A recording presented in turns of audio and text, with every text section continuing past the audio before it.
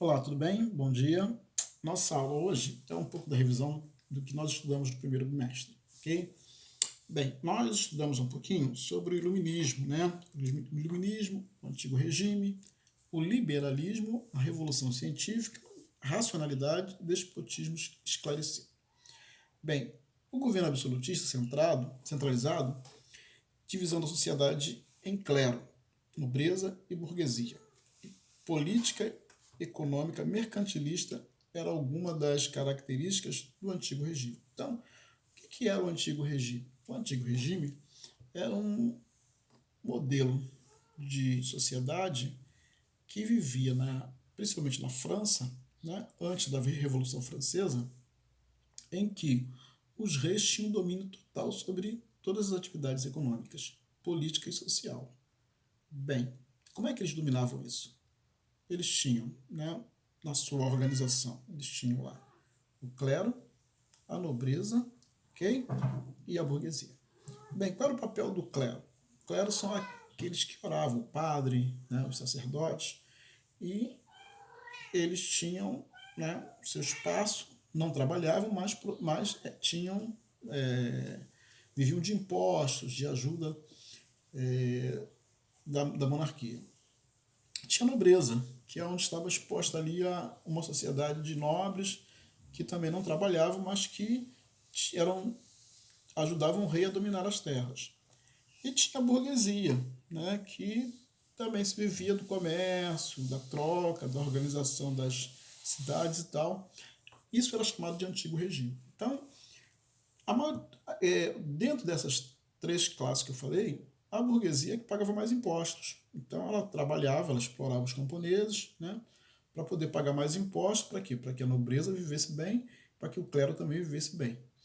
Então, algumas pessoas na França começaram a reclamar dessa situação e criaram um movimento.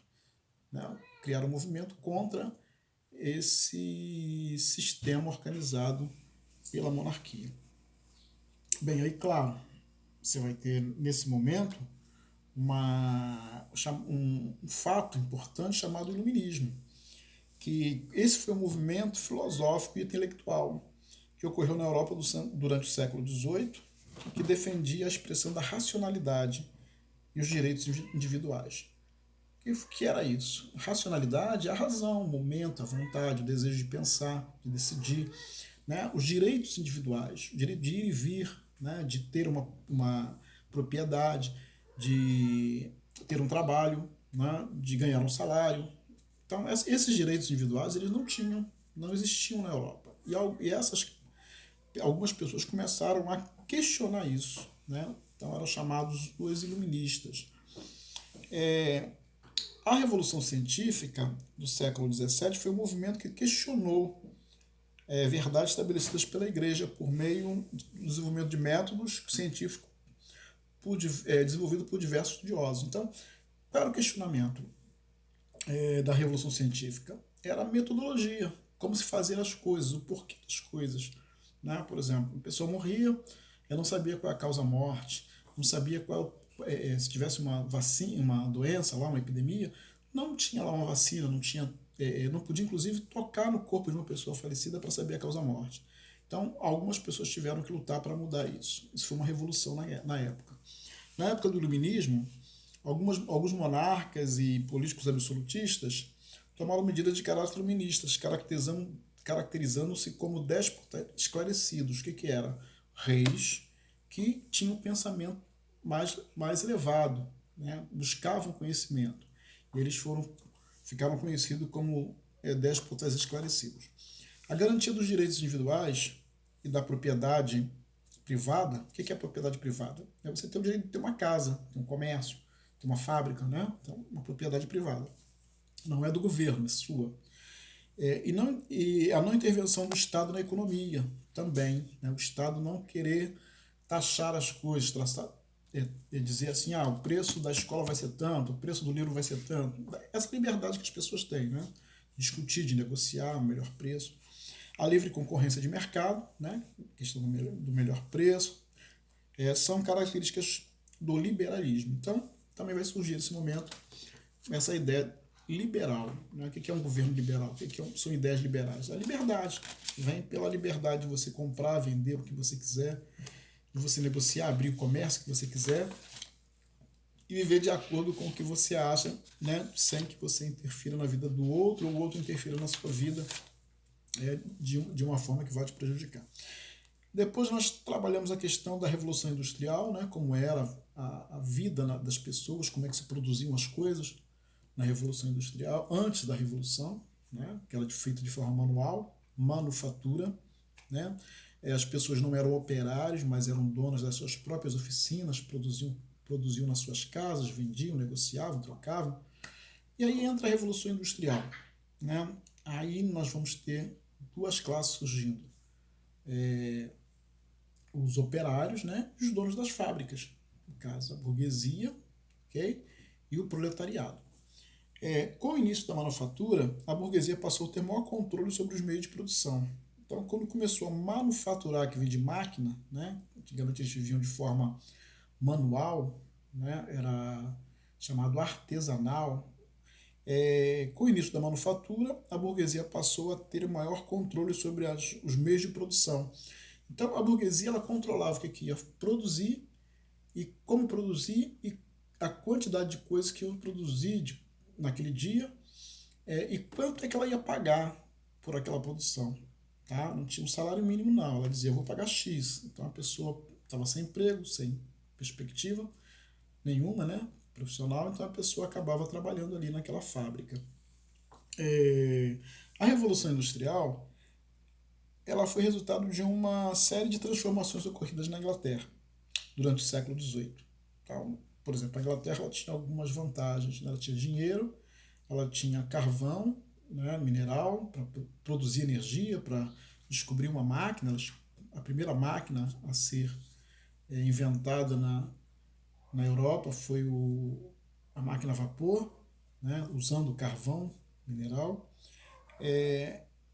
E aí ela vai começar a sua revolução, a primeira revolução, e além dessas vantagens de ter o carvão mineral, de ter dinheiro, de ter inventores, de já ter universidade, né, na Europa naquele momento, pensadores inclusive pessoas que já produziam inventos, já existia assim, um pensamento científico, vai ter os operários que trabalhavam nas fazendas, né, que trabalhavam nas terras, e eles passam a vir morar na cidade. Os operários são pessoas que vendem sua força de trabalho em troca de um salário. Então, esses eram os operários. Quem é que comprava força de trabalho? Os burgueses.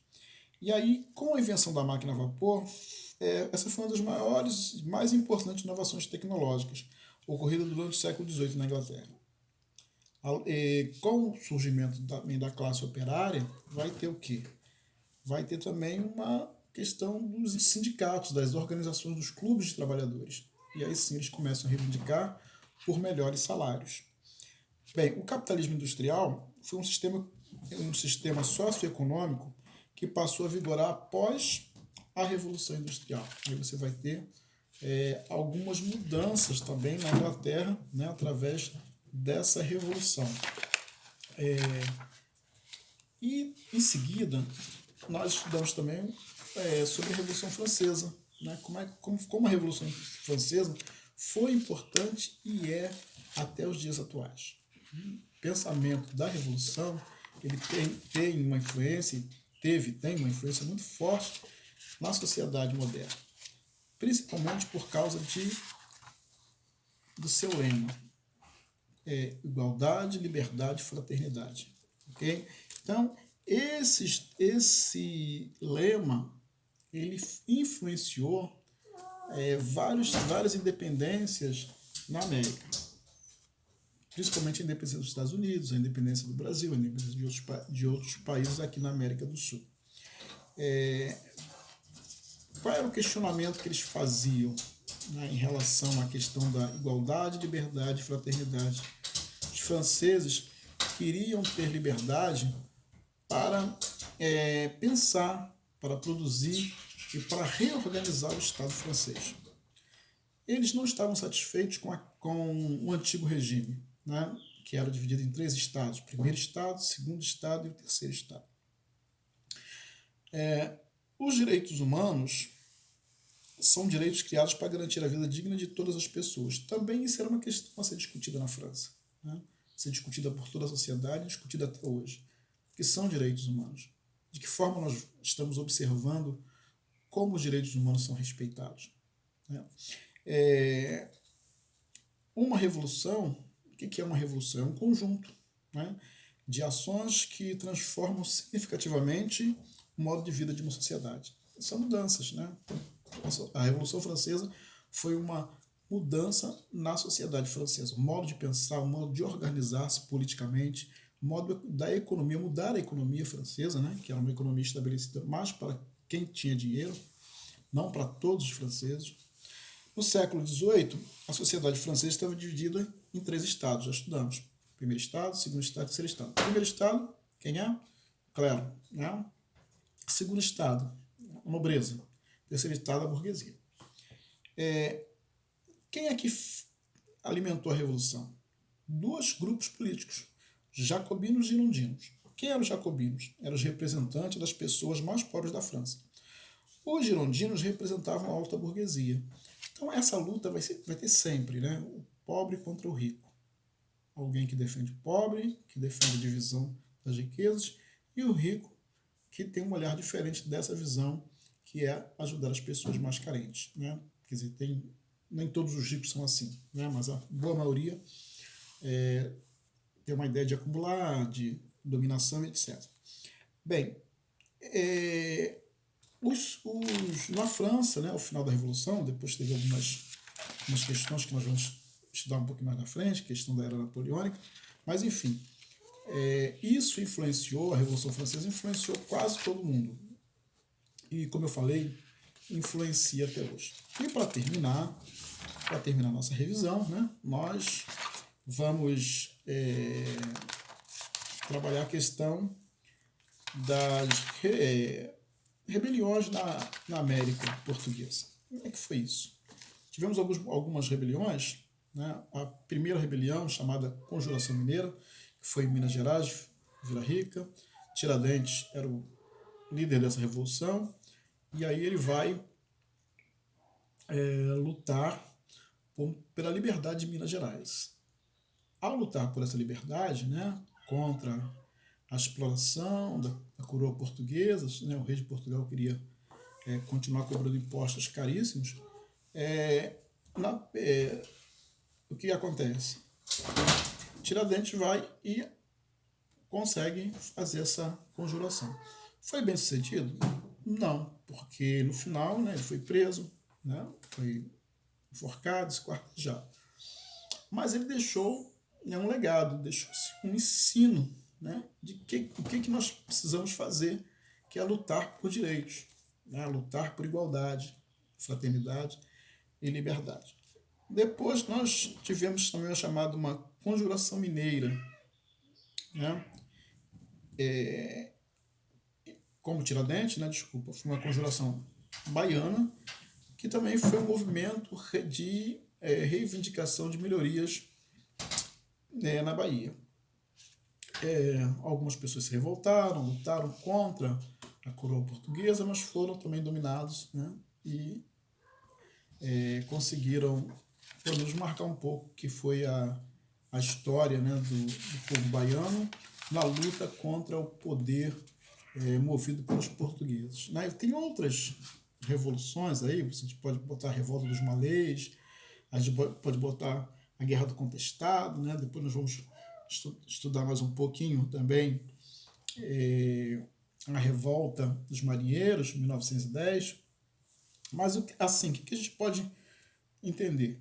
Né? Que a Conjuração Baiana foi um movimento de contestação à dominação portuguesa organizada na cidade de Salvador. O movimento teve a participação de classes populares, sendo considerada assim uma revolta popular. Essa sim foi uma das grandes revoltas populares, porque a população foi que organizou essa revolta.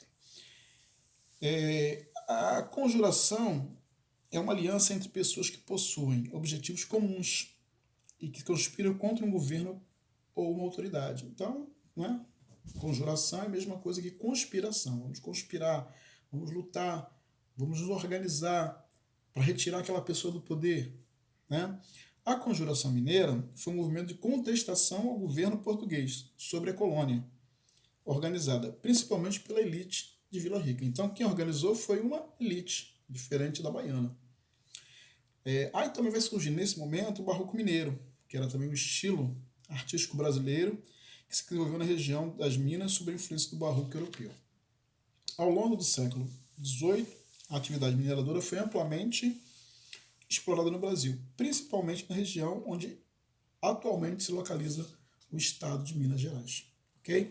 Então, a partir dessas conjurações, desse movimento, eles passaram, né, a olhar as pessoas mais pobres de maneira diferente. Eles perceberam que as pessoas podiam, né, se organizar e lutar por mais direitos, por uma sociedade mais justa e humana. Né?